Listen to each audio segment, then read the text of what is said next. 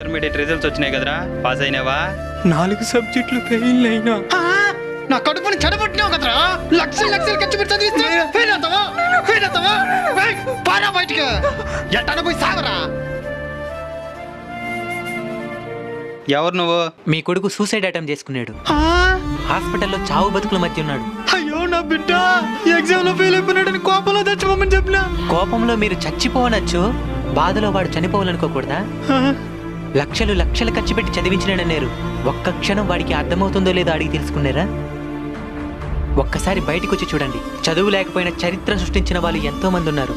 Fail అయిపోతే supplementary రాసుకోవచ్చు, ప్రాణం పోతే. నాకు బుద్ధి వచ్చింది, కానీ నా బిడ్డ లేడంటే నేను బతకలేను. నాయనా